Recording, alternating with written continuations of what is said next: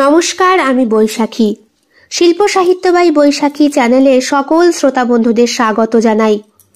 আজ আপনাদের বলবো গল্প বিভীষিকা, কঠোরভাবে প্রাপ্তবয়স্ক শ্রোতা বন্ধুদের জন্য। গল্প পাঠ এবং লেখায় আমি বৈশাখী বিশ্বাস দেবনাথ। গল্পটি প্রথম থেকে শেষ পর্যন্ত শুনবেন।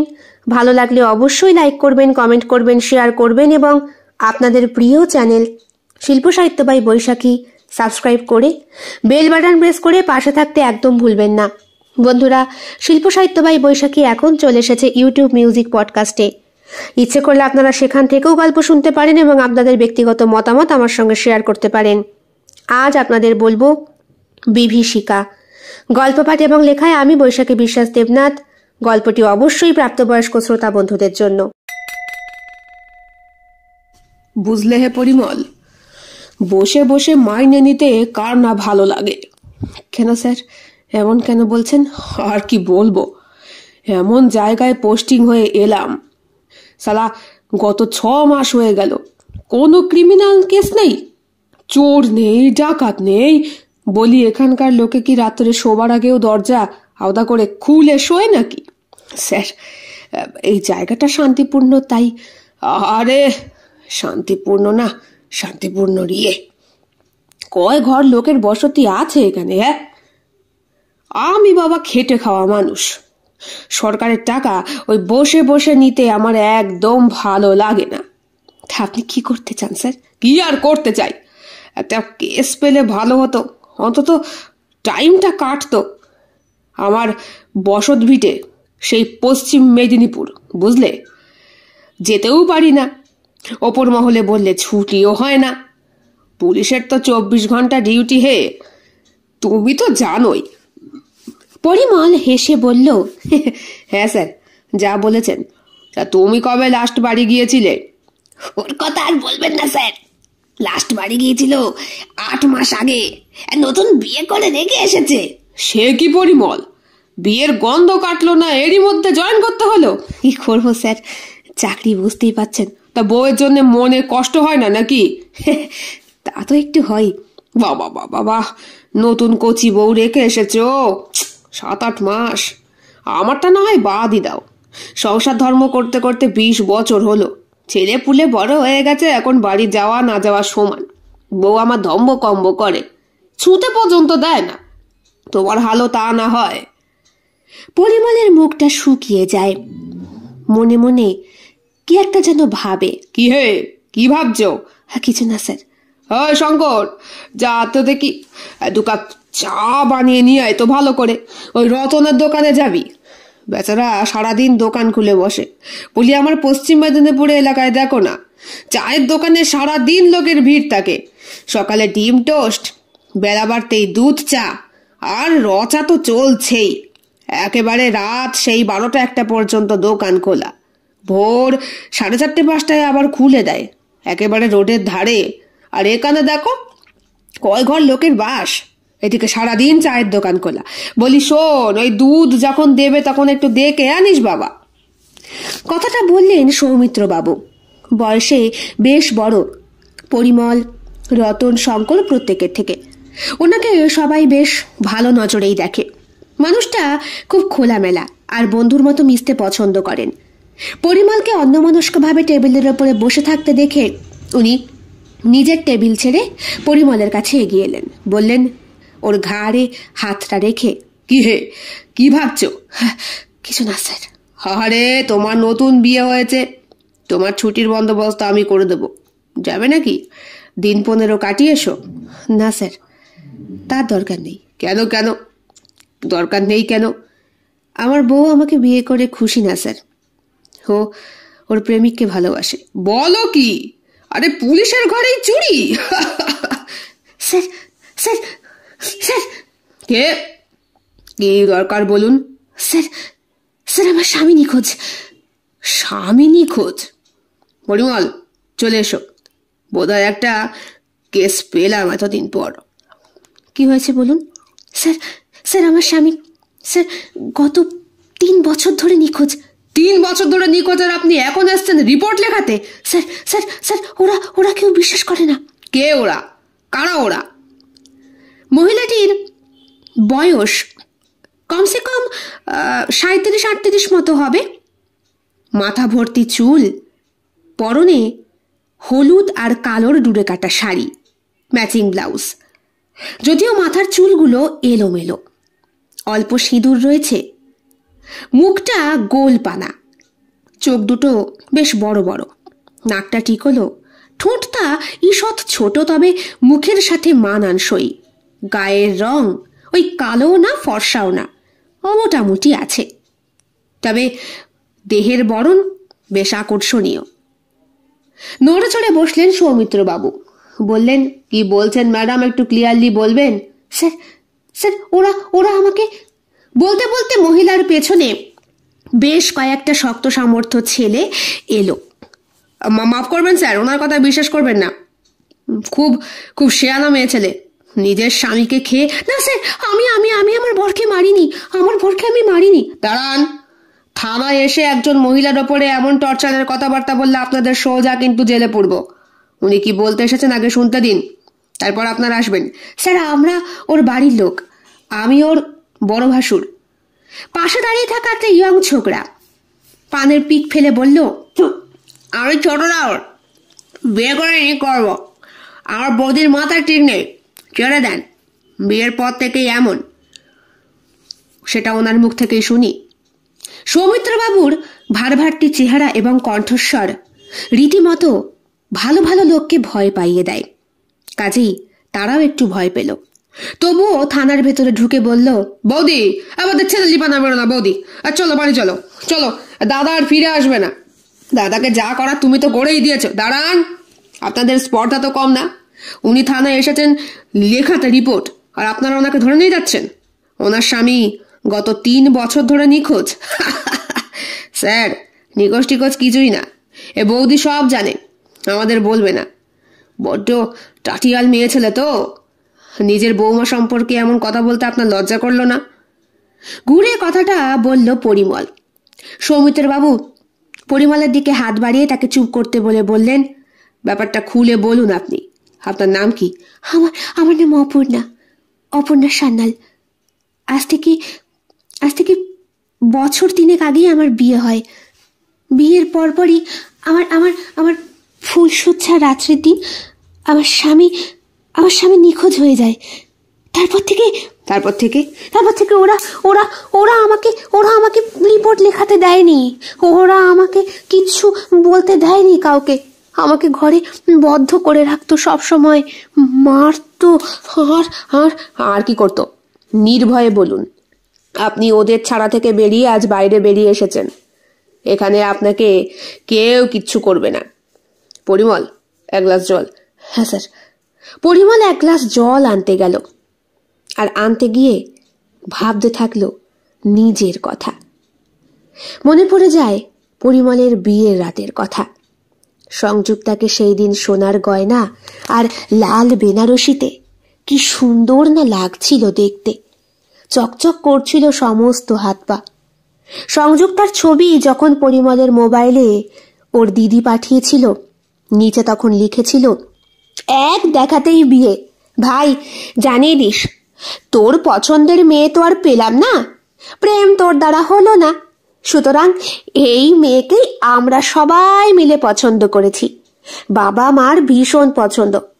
বিয়ের পরে সংযুক্তা তো তোর সঙ্গেই থাকবে, সেই বন্দোবস্ত আমরা করে ফেলেছি। এখন তুই এসে সিঁথি রাঙিয়ে ওকে নিয়ে যা। তুই সংসারী না হলে যে মা শান্তি পাচ্ছে না, আমিও পাচ্ছি না, তোর জামাইবাবুও না। দিদি খুব স্নেহ করে পরিমলকে, তাই কাউকেই সত্যি কথাটা বলা হয়নি। বিয়ের দিন সিঁথিতে সিঁদুর রাঙানোর পরপরই পরিমল একবার তাকিয়ে দেখেছিল সংযুক্তার মুখের দিকে। সবাই ফটোশুট করছে, অন্য মেয়ে হলে হয়তো অনেক রকমের পোজ দিত। সিঁদুর পরার পরে, মাথায় কাপড় দিয়ে ঢাকার পরে একটা লালিমা আসে মুখে, কিন্তু সংযুক্তার মুখটা গাঢ় অন্ধকারে ঢাকা, কত মেঘ সেখানে জমে রয়েছে। পরিমলের বুকের ভেতরটা ধক করে উঠেছিল। বিদায় বেলায় 1 ফোঁটা চোখের জল ফেলেনি সংযুক্তা। মাকে কনকাঞ্জলি দিয়ে এমন ভাবে বেরিয়ে এসেছিল যেন রইল তোমার সংসার। চললাম আমি, আর কখনো তোমার ভিটেতে পা রাখবো না।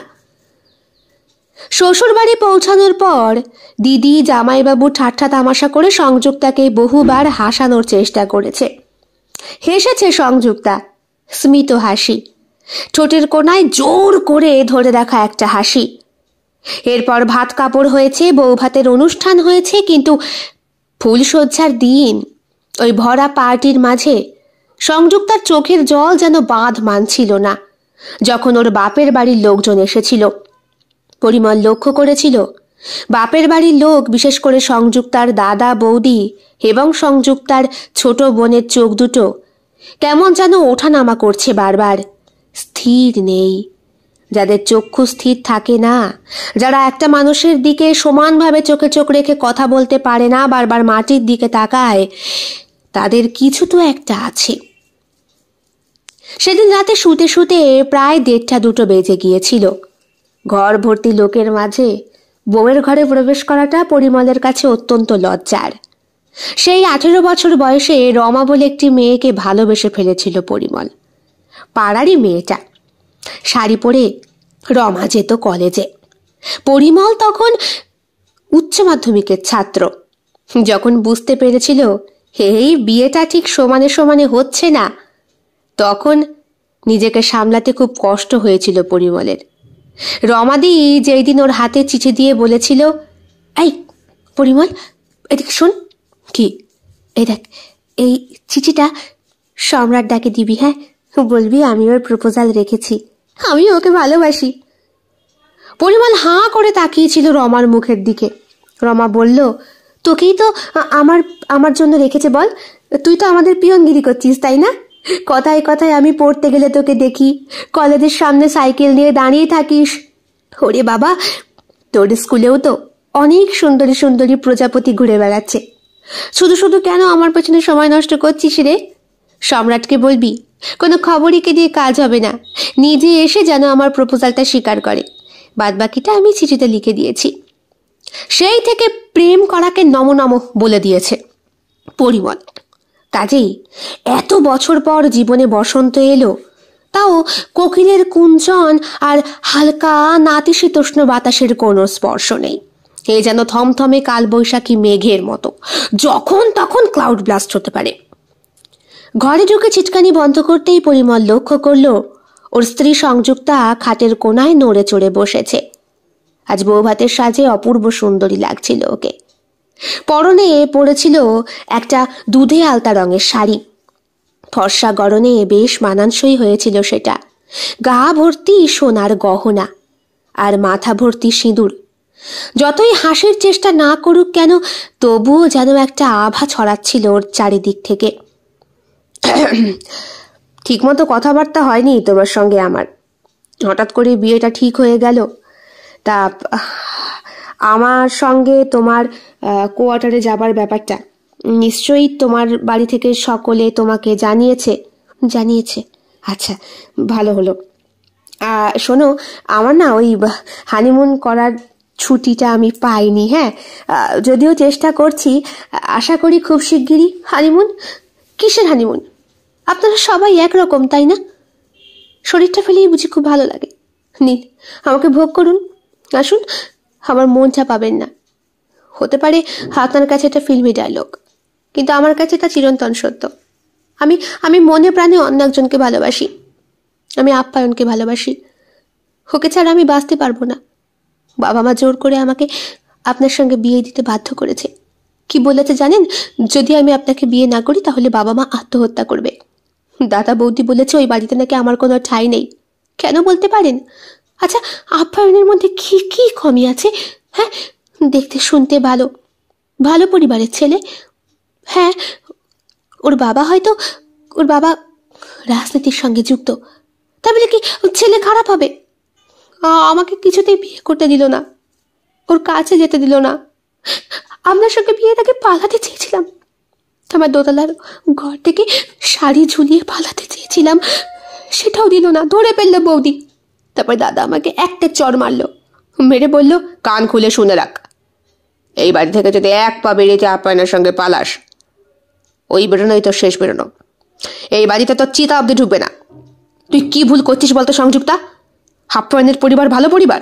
হ্যাঁ, ওর বাবা একটা নেশাখোর, ও নিজে একটা নেশাখোর, বাড়িতে চুল্লু মেয়ে ছেলে মাগি সব সময় ঘোরাফেরা করছে। আর তুই একটা ভদ্র সভ্য পরিবারের মেয়ে হয়ে এই এত বড় অন্যায়টা করতে পারলি? কি পেয়েছিস? দাদা, আমি ওকে ভালোবাসি। ভালোবাসা দিয়ে সব হয় না সংযুক্তা, আত্মসম্মানেরও প্রয়োজন হয়। তুই ওর কাছে কি সুখী হবি না? তোরা বুঝবি আমি কিসে সুখী হব না? তুই যখন মাম্পিদিকে ভালোবেসে বিয়ে করলি তখন। আরে বাবা, মাম্পির পরিবারটা ভালো। আর একটা বিয়ে মানে একটা পরিবারের সঙ্গে বন্ধন সংযুক্তা। তুই এখনো ছোট, তুই বুঝিস না, তাই জোর করে আমাকে বিয়ে দিয়েছে জানেন। আচ্ছা, আপ্যায়ন না হয় একটু নেশাই করে, না হয় একটু মেয়ে ছেলের বাড়িতেই যায়, কিন্তু ও আমাকে কথা দিয়েছে যে ও এমন করবে না। আমাকে বিয়ে করার পরে ও নিজের কাছে আগলে রাখবে, খুব ভালোবাসবে, আর আর আমার কথা অনুযায়ী চলবে। আচ্ছা আচ্ছা, আপনি বলুন, ভালোবাসলে কি সবাইকে পরিবর্তন করা যায় না? যায় না? পরিমল চুপ করে দাঁড়িয়েছিল সংযুক্তার কথা শুনে। সংযুক্তা শাড়ির সেফটি পিন খুলে আঁচলটা খসিয়ে বলে, নিন, ভোগ করতে ইচ্ছা হলে করুন, যা খুশি করুন, আমি বাধা দেব না। কারণ আজকে ফুলশয্যা, আপনাকে বাধা দেওয়া উচিত না। আপনি আমার স্বামী, আমার ভরণ পোষণের দায়িত্ব নিয়েছেন, আমার মনের দায়িত্ব নিতে পারবেন? আমার এই বুক থেকে আপ্যায়নের নামটা মুছে ফেলতে। পরিমল একটা জোর ধাক্কা খায়। সে নিজেকে সামলাতে বেশ কিছুটা সময় নেয়। হাত উঁচু করে সংযুক্তাকে চুপ করতে বলে সে সোফায় গিয়ে বসে পড়ে। তার হার্টবিট অত্যন্ত বেড়ে গিয়েছে, নার্ভ কাজ করছে না, কান মাথা ঝনঝন করছে, চোখের সামনে সবকিছু যেন অন্ধকার। সে কি বলবে তার বন্ধু বান্ধবদের, কি বলবে তার পরিবারের সকলকে? দিদি জামাইবাবু কত ভালোবেসে, মা বাবা কত ভালোবেসে বরণ করে ঘরে তুললো এই মেয়েকে, আর এ কিনা অন্য একজনকে ভালোবাসে। আর এমনই ভালোবাসা, যে ভালোবাসা নেশা পর্যন্ত দেখতে পারে না। ছুটে এসেছিল সংযুক্তা, পরিমলের পায়ের কাছে পড়ে মাথা কুটে কুটে বলেছিল, বলুন না, বলুন, আপনি আমার সঙ্গে সংসার করবেন তো? আমাকে ত্যাগ করবেন না তো? সব কিছু করবো আমি। আপনার জন্য রান্না করব, আপনার জন্য রাত্রিবেলা শুয়েও থাকবো। যেই বলেছে পরিমল তখন নিজেকে আর চেপে রাখতে পারেনি। সংযুক্তার ঠোঁটের ওপরে হাত চেপে বলেছে, চুপ, একদম চুপ। আমি মানুষ, পশু না। তারপর থেকেই সংযুক্তার সঙ্গে পরিমলের সম্পর্কটা যেন কেমন। অষ্টমঙ্গলায় জোর জবরদস্তি যেতে হয়েছিল। পরিবারের কাউকে কিচ্ছু বলতে পারেনি পরিমল। যখন সংযুক্তা গিয়েছিল তার বাপের বাড়ি, সেই দিন দাদা বৌদি আর সংযুক্তার মা বাবা ওনারা পাশের কোন বিয়ে বাড়ির অনুষ্ঠানে গিয়েছিলেন, না গেলেই নয়। সেদিন ছাদে দাঁড়িয়ে দাঁড়িয়ে সিগারেট টানছিল পরিমল। তখনই দেখতে পেয়েছিল সংযুক্তার বাপের বাড়ির চারিদিকে পাঁচিল দিয়ে ঘেরা নয়, বাড়ির মেন ডোরে একটা কলাপসেবল গেট রয়েছে। সেই গেটের সামনে একটা ছেলে এসে দাঁড়ালো। বেশ হৃষ্টপুষ্ট চেহারা, বয়সে পরিমলের থেকে অনেকটা ছোটই হবে। এ বোধহয় আপ্যায়ন। ভয় পেয়ে গিয়েছিল পরিমল ছাদের থেকে নিচে নামতে। সংযুক্তাকে দেখেছিল, দিব্যি হাসি মুখে কলাপসেবল গেট খুলে আপ্যায়নের হাত ধরে ঘরে নিয়ে গেল। তবুও মন সবসময় নিষিদ্ধ জিনিস দেখতে বেশি পছন্দ করে, কাজেই নিজের পা দুটোকে আটকে রাখতে পারেনি পরিমল। সিঁড়ি দিয়ে নেমে এসেছিল তখন দেখেছিল সংযুক্তার নিজের ঘরের দরজাটা ভেতর দিক থেকে ভেজানো। দরজার ফাঁকে চোখ রাখতেই দেখতে পেয়েছিল আপ্যায়ন আর সংযুক্তার সঙ্গমের খেলা। বিছানার চাদরটা এলোপাথারি এদিক ওদিক ছড়ানো। সংযুক্তা সম্পূর্ণ বিবস্ত্র অবস্থায় বিছানায় নিজেকে শুইয়ে দিয়েছে, আর আপ্যায়ন তার ওপরে দাঁড়িয়ে রীতিমতো তার পৌরুষত্ব দেখাচ্ছে। সংযুক্তা কাঁপছে, সারা বিছানার চাদরটা বুকের মাঝে জড়িয়ে নিজেকে আবরণ যুক্ত করার চেষ্টা করছে, কিন্তু পাগল হয়ে যাওয়া আপ্যায়ন তার শরীরের সবটুকু শুষে নিচ্ছে। সংযুক্তা বলছে, আমি তোমার, আমি তোমার, আমি আমি আর কাউকে আমার এই সতীত্ব নষ্ট করতে দিইনি। আজকের পর থেকে ও ও আমাকে কিছু বলবে না। তুমি তুমি আমাকে এক্ষুনি নিয়ে পালিয়ে যাবে তো? আপ্যায়ন সংযুক্তাকে ধমকে বলছে, চুপ করো, দেখতে পাচ্ছ না এখন এখন কি আর কথা বলার আমি পারছি না। সংযুক্তা, সংযুক্তা! নিজের সমস্ত গরম ঔরস সংযুক্তার শরীরে প্রবেশ করানোর পরপরই সংযুক্তার কম্পমান শরীরটা স্থির হয়। পরিমল ঘেমে স্নান, হাতে সিগারেট পুড়ে গিয়েছে কখন। সংযুক্তা বিছানায় উঠে বসে। সে আপ্যায়নের শরীরটাকে জড়িয়ে ধরে, বুকের মাঝখানে মাথা রেখে বলে, তাহলে কখন আসবে? ভোরে আসবে তো? ও তখন গভীর ঘুমে ঘুমোবে। আমার কাছে বাড়ির মেন ডোরের চাবি থাকে, আমি নিয়ে রাখবো। মনে থাকবে তো? মনে থাকবে। তুমি আমাকে ফোন করলে ভাগ্যিস। আসলে তোমাকে ছাড়া আমি বেঁচে থাকাটা ভাবতে পারি না গো, একদম বেঁচে থাকাটা ভাবতে পারি না। তুমি ছাড়া আমার কে আছে? তুমি কিন্তু সব জামা কাপড় গয়নাগাটি নিয়ে রেডি থাকবে। হ্যাঁ, আমি আমি তোমায় নিয়ে চলে যাব। কোথায় যাবে? কোথায় যাবো আবার? আমার বাড়ি। তোমার বাড়ি গেলে অসুবিধা হবে না? এই দিন আমার বিয়ে হয়েছে, রেজিস্ট্রি ম্যারেজ হয়েছে, তার উপরে আমার হাজবেন্ড পুলিশ। তুমি যদি আমার সঙ্গে থাকো তাহলে কেউ কিছু করতে পারবে না, বরং ওই পুলিশ বেটা উল্টো কেস খাবে। বলতে হবে ও জোর করে করিয়েছে। তারপর দেখো কি হয়। তবে তুমি কিন্তু তোমার সবকিছু নিয়ে আসতে ভুলো না কিন্তু। হ্যাঁ, একদম ভুলো না। আমি এখন যাই। হ্যাঁ, যাও। পরিমল তার আগেই ছাদে উঠে গিয়েছিল। সে খুব জোরে জোরে কান্না করতে চাইছে, কিন্তু প্রকাশ করতে পারছে না। বেরিয়ে গেল ছেলেটা মোটর সাইকেল নিয়ে। তারপর গান গাইতে গাইতে বোধহয় ওয়াশরুমের ভেতরে প্রবেশ করলো সংযুক্তা।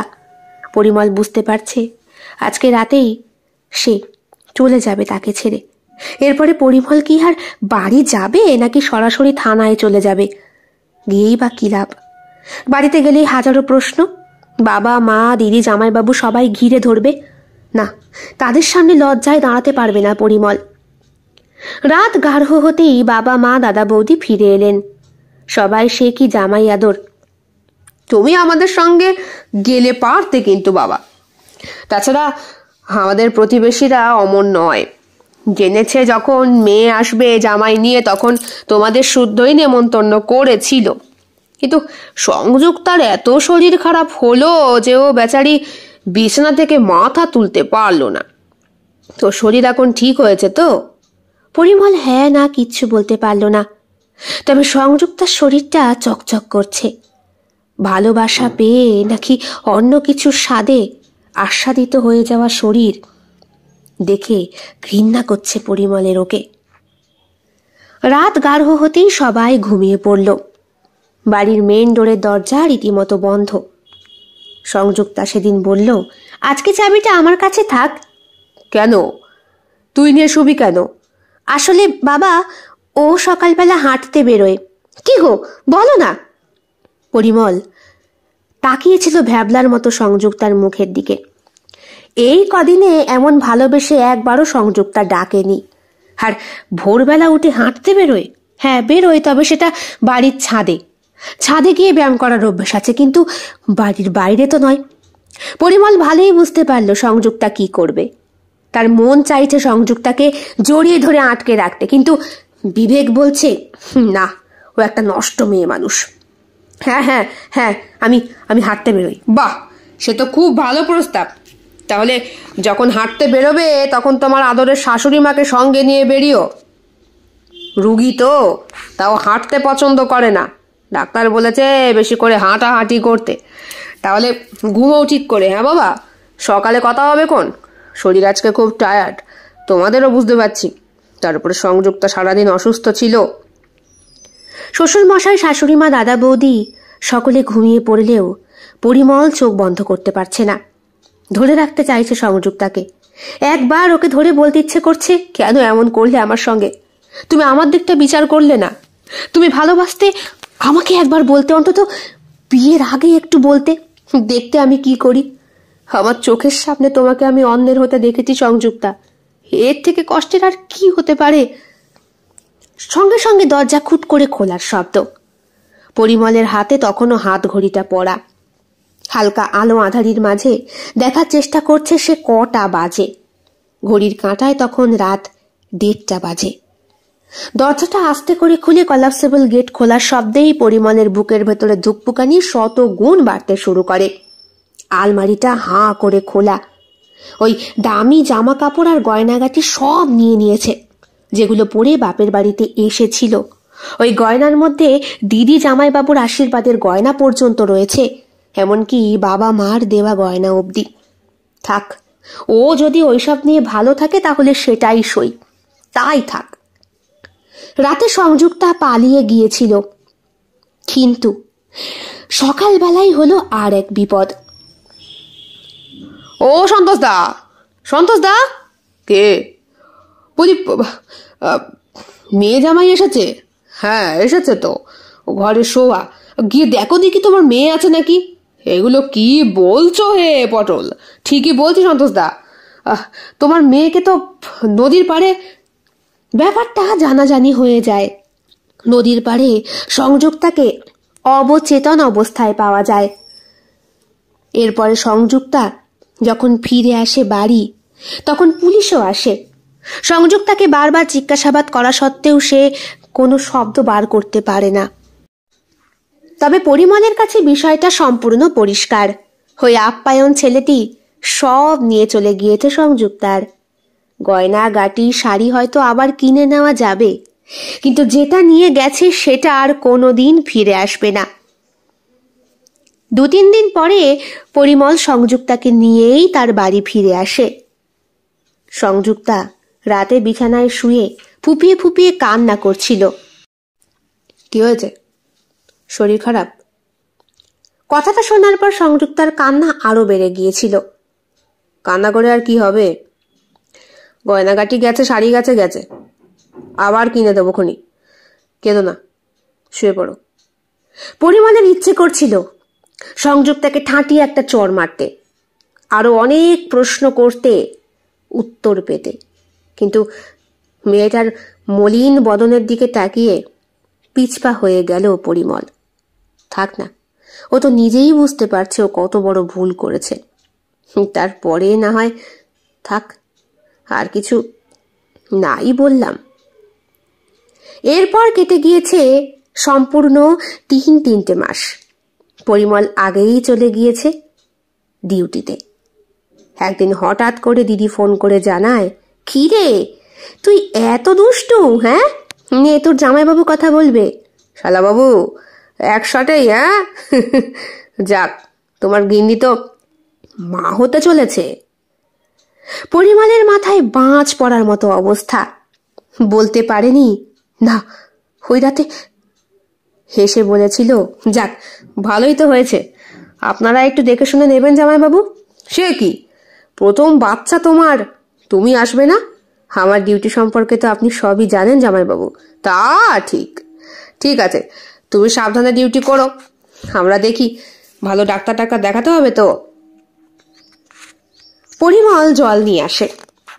সৌমিত্রবাবু বললেন, এতক্ষণ দেরি হলো কেন? হো সরি স্যার। আর একটু হলেই রতনকে দিচ্ছিলাম তোমায় ডাকতে পাঠাতে। বলুন ম্যাডাম, তারপর কি হয়েছে?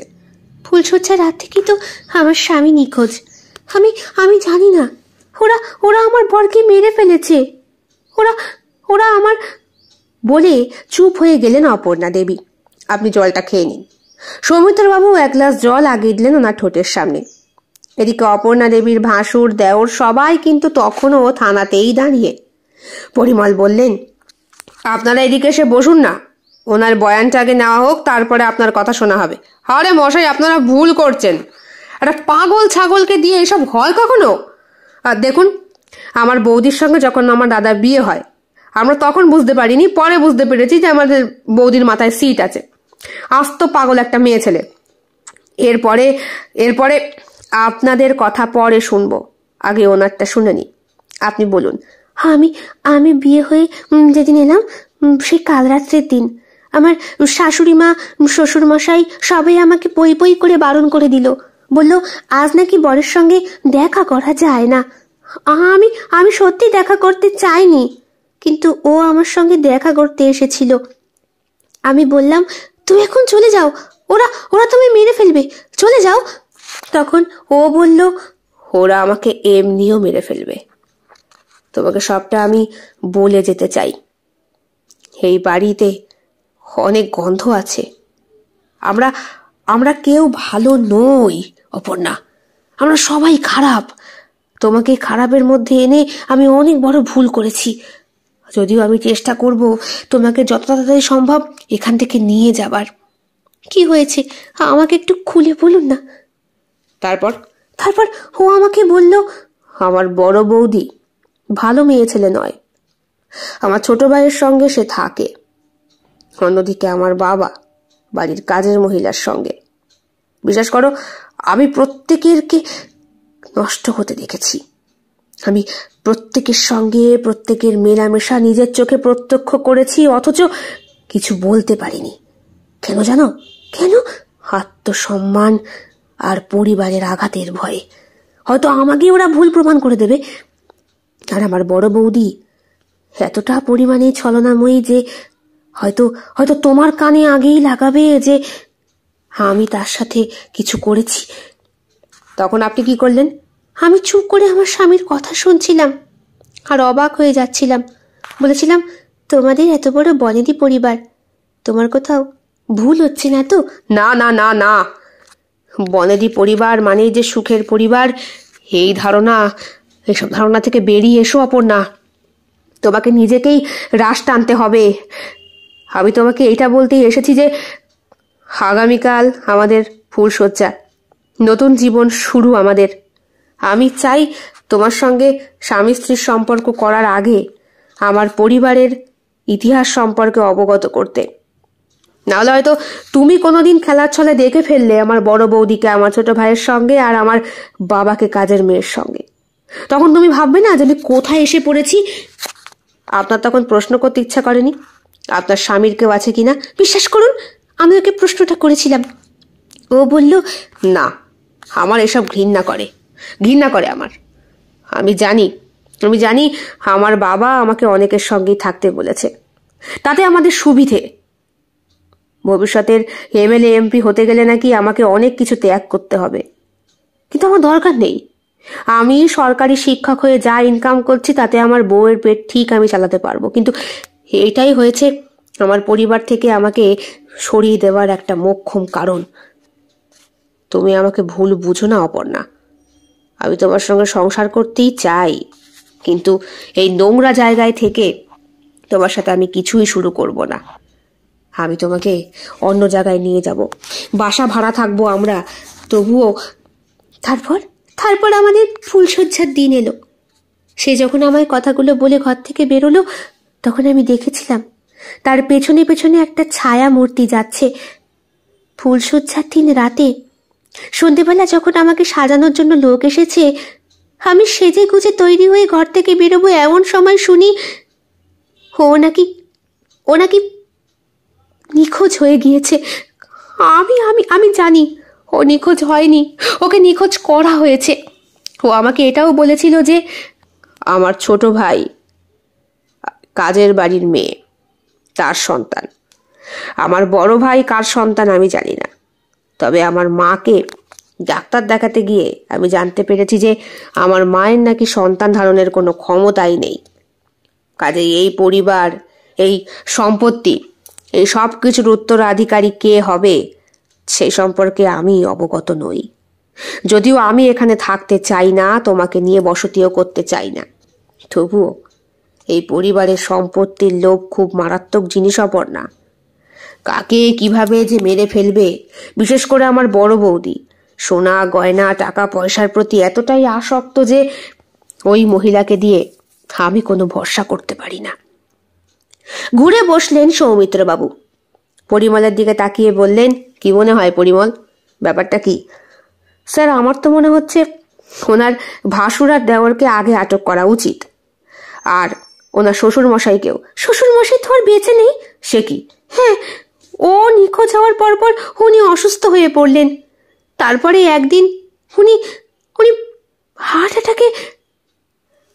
অবাক হয়ে গেলেন কথাটা শুনে পরিমল আর সৌমিত্রবাবু। সুস্থ সবল মানুষ হঠাৎ করে হার্ট অ্যাটাক? হ্যাঁ, এটা তো হতেই পারে। আপনারা পুলিশ হয়ে এইসব সম্পর্কে কেন জিজ্ঞেস করছেন বলুন তো? আপনারা কি ডাক্তার? আপনি চুপ করুন। তারপরে কি হয়েছে আপনি বলুন। তারপরে আর কি হবে, আমার শাশুড়ি মা উনি কি করলেন? উনিও মারা গেলেন। উনি আত্মহত্যা করেছিলেন। এরপরে এখন সংসারে কেবলমাত্র বড় বৌদি, আমার দেওর, ভাসুর আর আমি। ও, তাহলে এখন আপনাকে সরিয়ে ফেলাটাই ওদের আসল উদ্দেশ্য, এটাই বলতে চাইছেন তো? হ্যাঁ হ্যাঁ, আমার স্বামীকে যেমন ওরা নিখোঁজ করেছে তেমন আমাকেও মেরে ফেলবে। আমাকে বাঁচান অফিসার, আমাকে বাঁচান। পরিমল, তাড়াতাড়ি ওনাকে সেফ জায়গায় রাখার বন্দোবস্ত করো। আপনার বাপের বাড়ির ঠিকানাটা আমাদেরকে দিন, সেখানে আপনাকে পৌঁছে দেওয়ার ব্যবস্থা করছি। আর এই যে, আপনারা ভেতরে আসুন, এবার আপনাদের সঙ্গে জিজ্ঞাসাবাদ আছে। আমরা এইসব সম্পর্কে কোনো কিছু বলতে চাই না, কিন্তু আমরা তো এফআইআর নিলাম ওনার ওপরে টর্চার করার, ওনার হাজবেন্ড নিখোঁজ হয়ে যাওয়ার, সব কিছু। আসুন, ভেতরে আসুন। পরিমলের মন খারাপ হয়ে গিয়েছে। নারী চরিত্র বড়ই বিচিত্র। এ এক অপর্ণা বলে মেয়েটি, যে কিনা নিজের স্বামীকে খুঁজে বেড়ানোর জন্য পাগল, আর এক সংযুক্তা অন্যের ঔরস গর্ভে নিয়ে রীতিমতো সন্তানকে জন্ম দিতে চলেছে। ছি, ঘৃণা লাগছে নিজেকে। পরিমল আজকাল মেসে একা থাকে, মদও খায়। ওটা না খেলে মন মেজাজ কিচ্ছু ভালো থাকে না ওর। মাথাটা ঝিমঝিম করে, নিজেকে কেমন পাগল পাগল মনে হয়। আসতে পারি? হে কি, আপনি? হ্যাঁ, আসলে আজকে স্যার বললেন বাড়িতে না ফিরতে, আমার জীবন সংশয় আছে। তা আপনি কোথায় থাকবেন? আপনার মেসে নিচের ঘরে থাকার বন্দোবস্ত করে দিয়েছেন স্যার। আপনারা খুব ভালো স্যার, অসংখ্য ধন্যবাদ। আমার স্বামীটাকে খুঁজে দিন না। দেখুন আমি কত একা। আমি যে বলে অপর্ণা গায়ের কাপড়টা যেন নিজেই খসিয়ে দিল। ওর দূরে কাটা শাড়ি আর কালো ব্লাউজের মধ্যেখানে আটকে থাকা মাংসপিণ্ডল রীতিমতো আকর্ষিত করছে পরিমলকে। পরিমল নিজেকে সংযত করার চেষ্টা করে। মালের ঘোরে নাকি মা আর বোনকে বাঁচানো যায়, কিন্তু বউ বা বৌদি জাতীয় জিনিসকে নাকি বাঁচানো যায় না। পরিমলের সেরকমই কিছু একটা হচ্ছে। উপসী শরীর, তার উপরে বউ থাকতেও তাকে কাছে না পাওয়া। সন্তান হচ্ছে বউয়ের, সঙ্গম ছাড়াই তার সাথে। হাসি পেয়ে যায় একা একা পরিমলের মাঝে মাঝে। আপনি একটু আপনার ঘরে আমাকে থাকতে দেবেন? কেন বলুন তো? না মানে, একা একা থাকতে বড্ড ভয় করে আজকাল। ওরা আমার বাড়ির চারপাশে যেভাবে থাকে। কারা? ওরা ওরা ওরা আমাকে দেখে। আসলে আমি যেই দিনই এই বাড়িতে প্রথম পা রেখেছিলাম না, সেই দিনই আমার বড় ভাসুরকে দেখে বড্ড বেশি ভালো লেগেছিল। উনি আমার মাথায় হাত দিয়ে আশীর্বাদ করেছিলেন আর আমার পিঠে হাত বুলিয়েছিলেন। খুব ভালো লেগেছিল আমার। আমার বরটা সুস্থ সবল নয়, কেমন একটু ক্যাবলা ক্যাবলা ধরনের। আসলে আমি তো আমার বাড়ির একমাত্র মেয়ে ছিলাম না। আমি 7ম নম্বর সন্তান আমার মা বাবার। আমার মা বাবার এর আগে অনেকগুলো ছেলে মেয়ে আছে। আমাকে তড়িঘড়ি পার করে দেবার জন্যেই এই বন্দোবস্ত হয়েছিল। আমি বয়স্ক মানুষের প্রতি একটু বেশি আকর্ষিত হতাম। সেই কারণেই তো কাল রাত্রের দিন আমার শ্বশুরমশাইয়ের ঘরে ঢুকে। পরিমলের কান আর মাথা ঝিমঝিম করতে শুরু করেছে। অপর্ণা একটু একটু করে এগিয়ে আসে তার দিকে। শরীরের অপূর্ব ঢালি নিয়ে অপর্ণা যেন নৈবেদ্য সাজিয়ে রেখেছে। এখন দেবতার ভোগ গ্রহণ করার অপেক্ষা। পরিমল নিজেকে সংযত করতে পারে না, দুহাতে আঁকড়ে ধরে। তারপর পরিমলের ওই এক খাটিয়ার বিছানায় শুইয়ে দেয় অপর্ণাকে। অপর্ণারও আর কিছু বলার থাকে না। কতক্ষণ জানে না। যখন সম্বিত ফিরল, তখন পরিমল নিজেকে সম্পূর্ণ নগ্ন অবস্থায় আবিষ্কার করে তার খাটিয়ার ওপরে। পাশেই পড়ে রয়েছে অপর্ণার শরীরটা।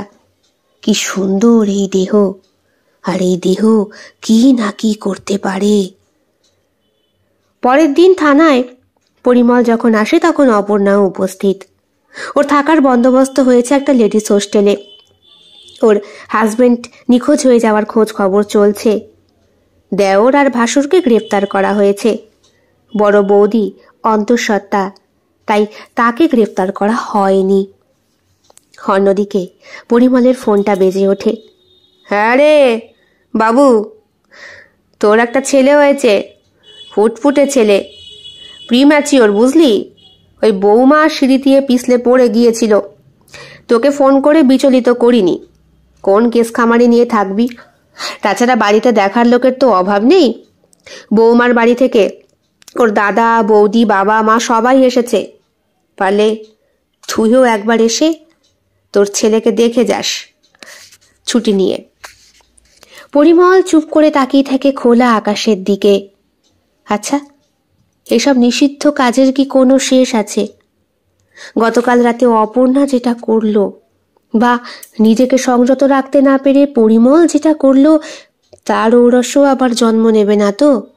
আবার কোনো নবজাতক? আচ্ছা, তাকে কি আদর করে আনা হলো? তার নাম কি আপ্যায়ন রাখা যাবে? শেষ হলো আজকের গল্প। আমি আশা করি একটি নতুন অনুভূতি এবং ভাবনা নিয়ে ফিরে যাবেন আপনারা। প্রতিটি গল্প এবং চরিত্রের মধ্য দিয়ে আমি আপনাদেরকে একটি অনন্য ভ্রমণে নিয়ে যাবার চেষ্টা করেছি। এই কল্পনার জগতে আমরা একসাথে বিভিন্ন অভিজ্ঞতার সাক্ষী হয়ে উঠলাম।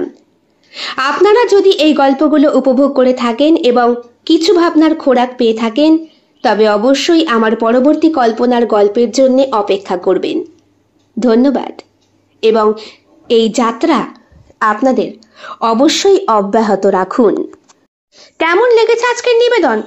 কমেন্ট বক্সে কমেন্ট করতে একদম ভুলবেন না। ভালো লাগলে অবশ্যই লাইক করবেন, শেয়ার করবেন, এবং আপনাদের প্রিয় চ্যানেল শিল্প সাহিত্য বাই বৈশাখী সাবস্ক্রাইব করে বেল বাটন প্রেস করে পাশে থাকবেন বন্ধুরা। দেখা হবে আগামীকাল অন্য আরও একটি ভিন্ন স্বাদের গল্পের সঙ্গে। সকলে খুব ভালো থাকবেন, সুস্থ থাকবেন, পরিবারকে নিয়ে ঈশ্বরের কাছে এটাই কামনা করি। শুভরাত্রি।